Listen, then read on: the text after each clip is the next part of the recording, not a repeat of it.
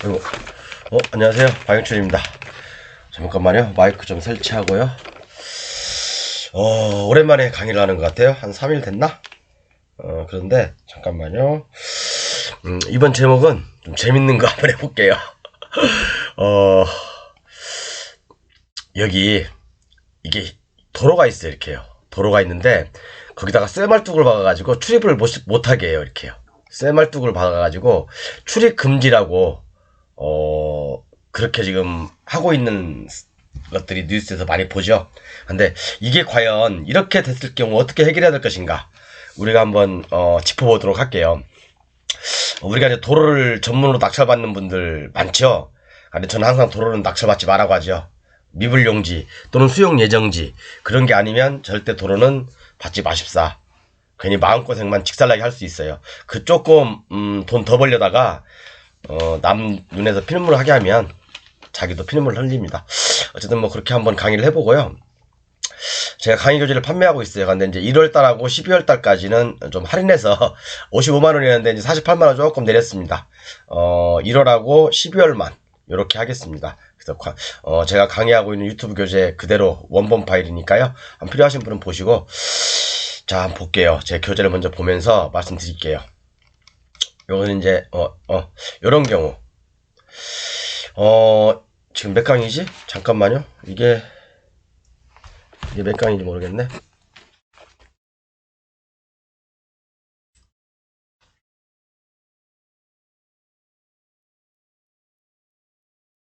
어, 415강. 잠시만요. 메모 좀 할게요. 제가 나중에 까먹을까봐. 요렇게 이제 우리가 도로를 보면 이렇게 말뚝이 박혀 있는 경우 있죠, 여러분. 차량들이 못 가게 또는 이렇게 말뚝을 박아놓고 차량 출입이 겨우 할 수 있게끔 만들어 놓거든요. 이렇게요. 이런 경우가 있어요. 이런 것도 많이 이제 뉴스거리도 되고 기사화도 돼 있고, 그래서 이제 일부 기사에서 제가 캡처한 거거든요.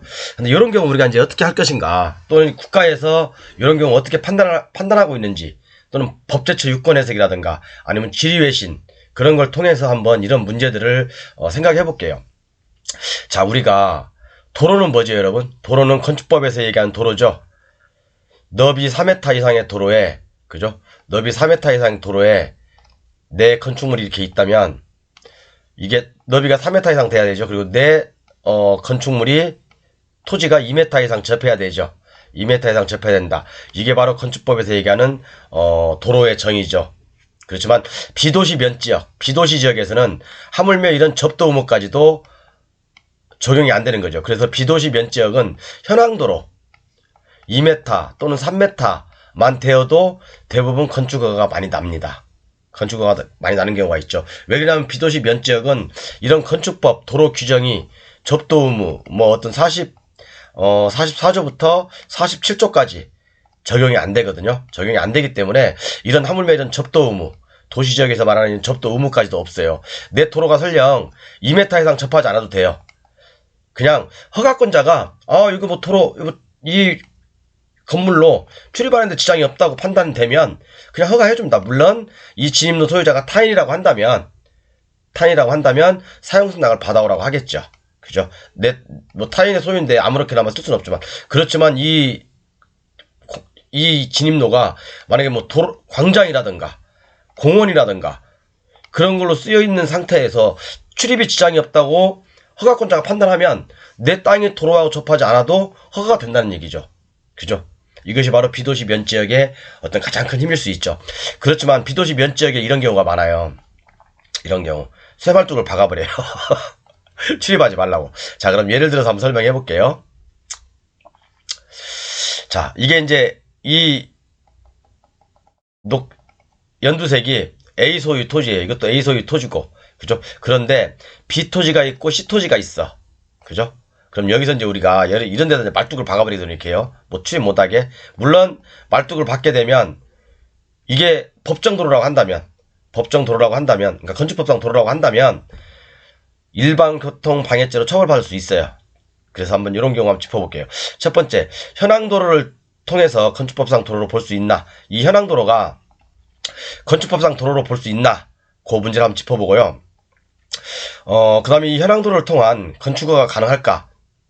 B라는 사람, 싫어하는 사람, 이 현황도로거든요. 도로가 연결돼 있습니다. 이렇게. 근데 B토지, C토지도 이 사람들도 이 현황도로를 통해서 현황도로라는 게 말이죠. 현황상 도로다. 현황이 도로이다. 그죠? 정식 건축법상 도로는 아닙니다. 그죠? 정식 건축법상 도로는 아니지만 현황이 도로인 것을 현황도로라고 합니다. 그래서 여기다 건축허가 가능할까? 요것도 한번 짚어보고요. 현황도로에 말뚝을 받고 통행을 못하게 하면 어떤 일들이 벌어질까? 그런 것들 한번 몇 가지를 짚어보겠습니다. 자, 그러면 가장 중요한 것은 우리가 이제 법에서 허용되지 않는 것들, 우리가 잘 모르는 것들은 지리외신 또는 법제처 유권 혜택을 통해서 우리가 이제 해결할 수 있거든요. 자, 그럼 볼게요. 이런 경우는 사실은 도시지역에서 일어나지 않습니다. 이렇게 말뚝을 박는다거나 이런 것들은 거의 도시지역에서는 대부분 일어나지 않거든요. 왜냐하면 도시지역은 그죠? 동지역 또는 읍지역은 이걸 도시지역이라고 하잖아요. 도시지역은 대부분 건축 허가 시에 건축법상 도로로 지정 공고를 하기 때문에 이것은 이미 공로가 돼버린 거예요. 공로가 되면 누구나 다 통행할 수 있고 이 도로를 함부로 막을 수는 없는 거거든요. 그렇기 때문에 이 동지역이나 읍지역은 건축법상 도로 지정 공고되는 게 맞습니다. 그렇게 하고 있고요. 근데 요즘 제가 이제 일반 다른 사람들 강의를 들어보면 이상한 소리를 많이 하는 거 많이 들려요, 여러분. 여러분들 도로를 공부할 때는 정말 중심을 딱 잡고 공부를 하셔야 돼요. 여기저기서 들었다가는 잘못 막 헷갈립니다. 헷갈려. 자, 그래서 한번 볼게요. 지리외신을 갖다 한번 볼게요. 자, 아이고 너무 올라가 버렸네. 자, 지리요지가 뭐냐면 허가권자가 건축법에 따라 도로의 위치를 지정하지 않았지만, 그죠? 아까 같은 현황도로죠, 이게. 그렇죠. 현황도로. 도로로 통행이 가능하여 건축 허가가 가능한지 여부. 그죠? 아까 같은 경우죠. 건축법에 따라 도로의 위치를 지정하지 않았지만, 그러니까 현황도로란 얘기예요. 건축법상 도로가 아니라 시골에 있는 현황도로, 뭐 2m짜리, 3m짜리 그런 현황도로거든요. 이 도로를 통해서 건축 허가가 가능한지 그렇게 지금 질문했습니다. 자, 그래서 회신 내용을 한번 볼게요. 회신 내용을 보면 건축법 45조 1항에 따르면 허가권자는 건축법상 도로 정의에 따라 도로의 위치를 지정 공고하려면 국토해양부령이 정하는 바에 따라서 그 도로에 대한 이해관계인의 동의를 받아야 하므로, 그죠? 허가권자는 그 도로에 대해서 이해관계인들의 소유자들의 동의를 받아오라고 하잖아요. 그죠? 지리의 경우 건축법령에서 정한 도로의 지정 절차를 거치지 않은 경우라면, 아까도 이 질문에서 건축법에 따라서 도로로 지정 공고되지 않았다고 하잖아요. 그죠? 그렇기 때문에 도로의 지정 절차를 거치지 않은 경우라면 건축법상 도로로 볼 수 없습니다. 그죠? 건축법상 도로로 볼 수 없는 거잖아요. 그죠? 건축법상 도로로 볼 수 없기 때문에 원칙은 여기까지 봤을 때는 허가가 안 돼요. 건축법상 도로로 지정되지 않았기 때문에. 그러나 우리는 꼭 이것만 아니죠. 비도시 면지역은 이런 건축법상 도로가 아니더라도 현황 도로라 하더라도 건축허가를 할 수 있죠. 건축허가가 나죠. 왜? 그것은 지자체 조례마다 틀리니까. 그런데 웬만큼 면지역에서는요, 옛날에 우리 안산시 같은 경우 대부도가 있거든요. 대부도도 사실은 2m, 3m밖에 안 돼요. 그런데 거기에 다 건축허가가 납니다. 건축허가가 나요. 그리고 안산시 도시도래 조례가, 도시계획 조례가 그렇게 돼 있기 때문에 그런 거예요. 그래서 여기 다만, 그죠? 같은 법 45조 1항 단서 규정, 그죠? 규정에 따라 이해관계인의 동의를 받기가 곤란하거나 주민이 오랫동안 통행을 이용하고 있는 사실상의 통로로서 해당 지자체의 조례가 정하는 경우로서 건축심의위원회 심의를 거쳐 도로로 지정한 경우라면 건축법상 도로로 볼 수 있으며, 그죠? 지리의 경우 건축법상 도로인지 여부는 상기 규정과 이용 현황 등 사실관계를 바탕으로 허가권자가 판단할 사항임, 이렇게 돼 있죠. 그래서 이게 참 애매한 거예요. 그러니까 이게 개발행위 허가는 어떻게 보면 그 담당 공무원들의 절대적인 어떤 그 재량행위가 많거든요. 그래서 제가 한번 정리를 해봤어요. 정리해봤는데 위 그림에서 아까 B하고 C 있죠. B와 C는 A소 현황도로가 건축법상 도로 지정되지 않았기 때문에 토지 사용 승낙서를 받아야 해요. 그래요. 원칙은 사용 승낙서를 받아야, 건축법상 도로로 지정되지 않았기 때문에 사용 승낙을 받아서 건축을 하는 게 맞죠. 그죠? 그리고 또 하나, 또 여기 있죠. 건축심의위원회 심의. 만약에 건축심의위원회 심의를 통과했다면, 그죠? 이런 경우는 사용승낙을 받지 않아도 되겠죠. 그죠? 사용승낙 받지 않아도 돼요. 그래서 건축법상 지정 공고가 안 돼 있다 하더라도, 그죠? 아니, 안 돼 있으면, 그죠? 건축법상 도로 지정 공고에도 체크해야 되고, 비도시 면적이라고 해서 건축법상 도로로 지정 공고를 하지 않는 건 아니에요. 할 수도 있어요. 하는 경우도 굉장히 많아요. 그렇기 때문에, 건축법상 지정 공고 여부도 체크해야 되고, 그리고 현황 도로를 하더라도 건축법상 도로로 지정 공고하지 않았다면, 건축법상 도로로 인정 불가.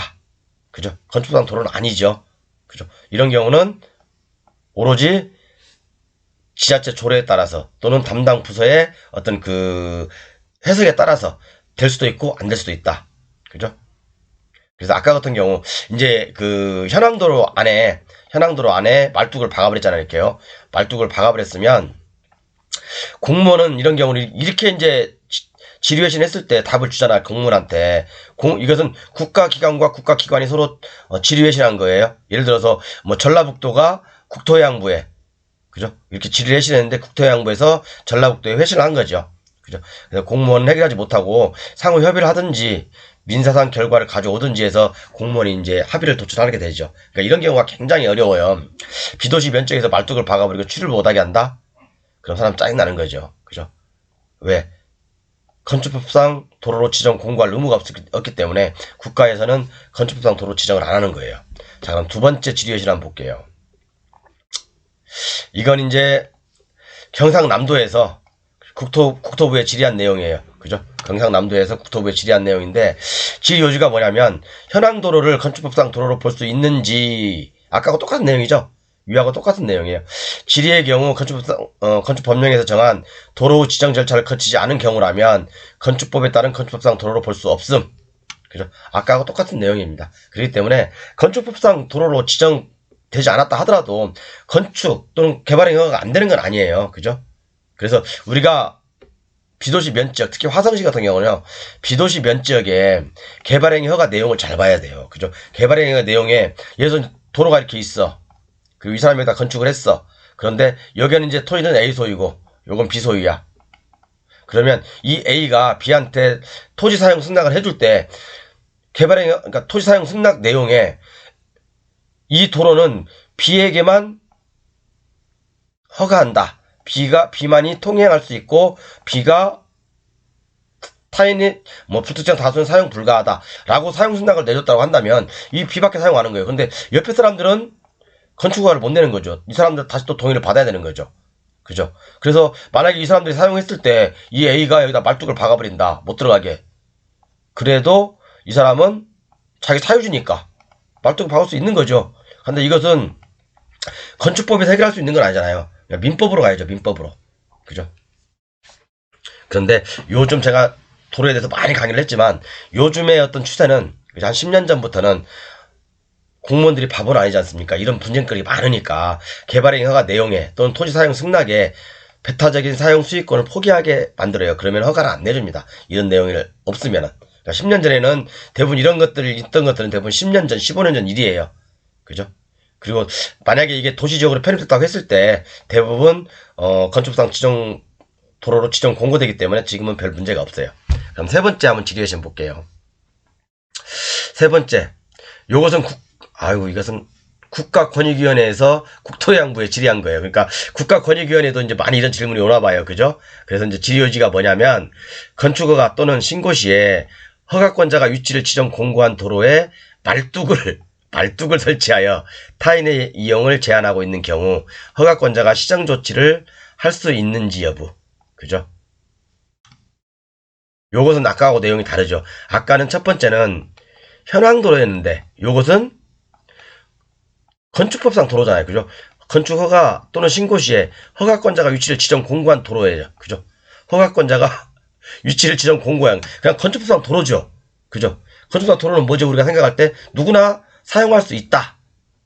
그죠? 그 도로를 통해서 우리는 건축허가 또 낼 수 있다. 만약에 이게 A의 토지야. 도로가.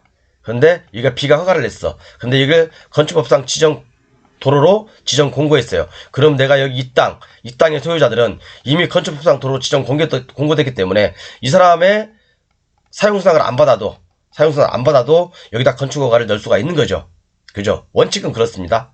자, 그러면 질의 내용을 한번 볼게요. 질의 내용이 굉장히 웃겨요, 여러분. 회신 내용에서 건축법에서 도로의 지정에 대한 지정에 대한 행정 절차죠. 건축법에서 규정하고 있으나, 그죠? 도로의 유지 관리, 세부 사항은 별도로 규정하고 있지 않으므로 질의의 경우 당해 도로의 지정권자가 이해 관계인의 동의 내용을 바탕으로 민법 등의 관계법령에 따라 판단할 사항이 그죠? 이거 뭐 어떻게 생각하십니까, 여러분? 자, 이게 이제 건축상 지로 들어오는데 여기다 말뚝을 박아버렸다는 얘기예요. 말뚝을. 그죠? 말뚝을 받은 사안에 대해서, 그죠? 이 말뚝에 대해서, 그러니까 어떤 도로의 도로의 유지 관리는 건축법이 아니고 민법으로 가야 되겠죠. 그죠? 건축법에서는 이 건축법상 도로로 지정 공고한다는 내용만 있지, 이 도로를 관리하고, 이 도로를 어떻게 하고, 뭐, 보수하고, 유지하고, 관리하고 그런 내용이 없죠. 그죠? 그렇기 때문에, 국토해양부에서는 원론적인 얘기를 하는 거예요. 이런 경우, 말뚝을 받은 경우에 민법으로 해결해야 된다. 그죠? 그래서 우리가 제가 항상 말씀드리죠. 아까도 바로 위에서도 말씀드렸지만, 우리는 사용 승낙서에 어떠한 내용들이 들어있는지 봐야 돼요. 그죠? 아까 이런 경우, 너 비만을 위해서 내가 이 진입로를 사용승낙 해준다. 그러면 이 비만 사용해야 되는 거예요. 그죠? 그렇지만 그런 내용이었고, 이 도로는 비를 위해서 사용승낙을 해주지만, 본인은 배타적인 사용 수익권을 포기합니다. 또한 이것을 건축법 도로로 지정 공고도 허락합니다. 라고 하면, 그죠? 이 땅, 토지에 붙어 있는 누구나 다 건축행위가 가능하죠. 그래서 이 사람은 여기다 말뚝 박으면 안 되는 거죠, 사실은요. 그죠? 그렇기 때문에 이런 경우는 사용승낙서 내용을 잘 봐야 되고, 또 하나, 건축법상 도로를 하더라도 소유자가 사유지의 말뚝을 받은 경우에는 건축법상에서는 해결할 근거가 없어요. 그죠? 제가 썩을이라고 해놨는데 맞죠? 그죠? 건축법상 도로로 지정 공고할 의무도 있고 면적에서는 없을 수도 있잖아요. 그죠? 그렇지만 여기서 만약에 말뚝을 박았다던가, 아까도 말씀드렸지만 도로의 유지 관리, 이런 규정은 두고 있지 않거든요, 건축법에서. 그렇기 때문에 이것은 민법으로 가야 돼요. 결국 민법에서 해결해야 됩니다. 물론 일반 교통 방해죄는 성립될 수가 있겠죠. 그래서 제가 항상 여기다가 사용승낙서의 중요성, 그죠? 이렇게 예를 해놨습니다. 그래서 이제 아까 같은 이런 경우, 말뚝을 박아버린 경우 있잖아요. 말뚝을 박아버린 경우, 이런 경우는 정말 짜증나는 거죠. 이러면 물론 이 말뚝을 받으신 분도 뭔가 사연이 있겠죠. 아무렇게나 말뚝을 여기 이제 사유지 통행 불가 표지판이 딱 있어요. 이렇게 사유지 통행 불가 표지판이 다 세워놨거든요. 이렇게요. 근데 여기 말뚝을 박으신 분도 뭔가 이유가 있어서 이렇게 말뚝을 박으신 거고, 그렇지만 이런 것들은 좀 서로 현명하게 잘 해결됐으면 좋겠습니다. 그러니까 이것은 만약에 이게 건축법상 도로냐 아니면 이게 현황 도로냐, 그거에 따라 좀 약간 달라지고요. 그죠? 그리고 달라지지만 현황 도로라고 한다면 비도시 면적이 많죠. 현황이 도로인 사유지. 그죠? 그렇기 때문에 이런 마을 안길이라든가 마을을 연결한 도로라든가, 아니면 새마을 사업을 통해서 또는 오랫동안 주민이 통행한 통로라든가, 그런 것들을 바로 현황도로라고 하죠. 현황도로인데, 현황도로를 통해서 대부분 비도시 면적에서는 건축허가를 많이 넣습니다. 그죠? 그런데 만약에 이 현황도로가 사유지이고 여기다 말뚝을 박았다, 통행을 못하게, 그죠? 이런 경우는 건축법이 해결할 수 없다는 얘기죠. 민법으로 가야 된다는 얘기, 민법으로.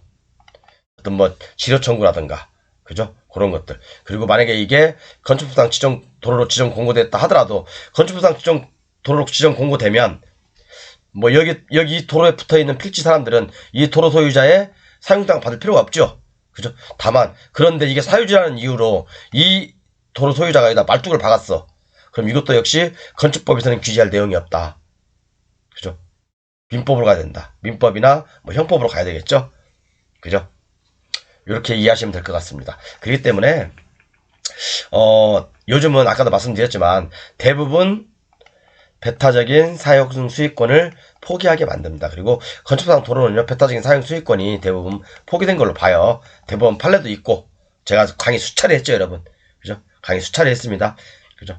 그렇기 때문에 그런 거 현혹되지 마시고 일단은 이렇게 막은 것들에 대해서 또 개인 사유지라고 한다면 일단은 건축법상 지정 공고된 도로인지 우리는 관청에 확인해보고 그렇게 진행하시면 될 것 같고요. 다음 시간에는 제가 지류의 신이 이제 그 중요한 게 많아요. 그죠? 예를 들어서 뭐 지류의 신 중에 기존 주택을 멸실하고 새로 신축하는 경우 사유제한 동의가 필요한지 뭐 이런 것들도 있을 수 있고요. 개인 소유가 관리하는 도로를 진입도로로 하여 개발행위를 신청하는 경우 법원 판결로 주의토의 동행권을 뭐 어쩌고저쩌고 이런 내용도 있고요. 그 다음에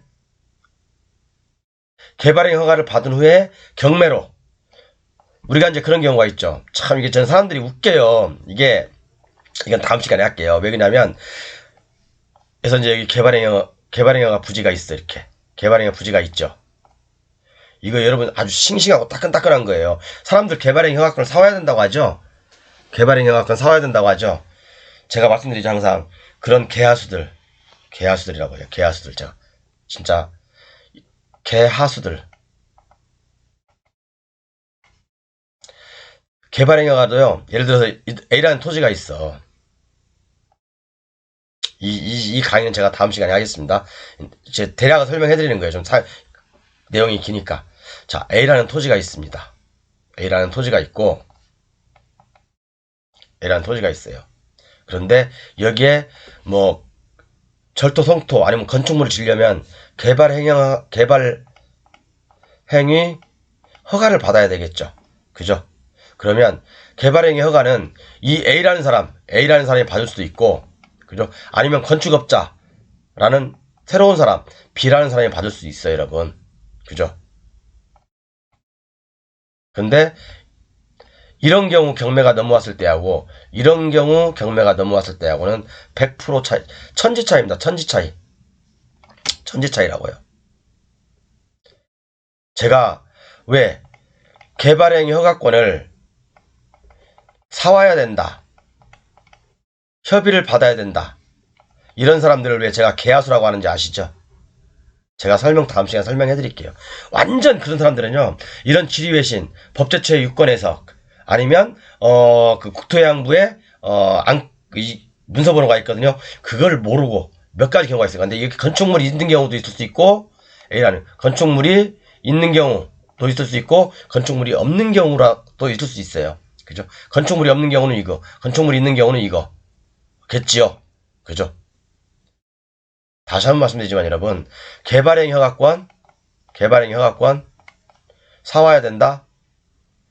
그런 사람들 그런 학원들 다니지 마세요. 10년 전, 15년 전, 20년 전에 배웠던 그런 지식을 지금도 써먹고 있는 거예요. 여기저기서 제가 말씀드리자. 여기저기 인터넷에서 굴러다니는 것들 취합해서, 아, 그렇구나. 그렇지만 우리는 제가 알아야지 자유로워질 수 있다고 했잖아요. 알아야지 자유로워질 수 있다고 했잖아요. 건축허가권을 사와야 된다 라고 하는 구독션도 마찬가지예요. 구독션도 그렇게 표기하고 있더라고요. 구독션도. 그렇지만 진실을 모르는 사람들 뭔 내용인지도 몰라요. 그냥 모르고 떠드는 거예요. 그 사람들. 안타깝죠. 개발행위 허가권을 사와야 된다라는 그런 개하수 전문가들은 절대 여러분들 따라다니면 안 됩니다. 여러분들 제가 말씀드렸잖아요. 할 게 아무것도 없다고. 화성에서 강의하는 모 학원, 기업으로 시작하는 모 학원, 그 다음에 비읍으로 하는 거, 서울에서는 시읒, 그죠? 그 다음에 요즘 또 뜨고 있는 분이 있더만, 모르겠어. 하여간 이분들 강의 딱 들어보면 이 중에 한 명만 빼놓고요. 다 사와야 된대. 그 다음에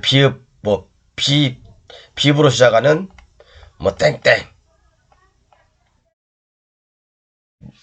강의라는 건 논리적으로 설명한다고 뭐 좋은 것도 있지만 실질적으로 그 사람의 목소리 톤이나 그런 걸 봐서 진짜 이 사람이 사기꾼인지 안꾼인지 저는 딱 보여요. 진짜로. 이거 대부분요. 개발행위 허가권 속된 말로 좆도 모르면서 떠드는 사람 굉장히 많습니다. 여러분. 거의 제가 봤을 때는 95% 이상. 감사합니다. 이건 다음 시간에 할게요.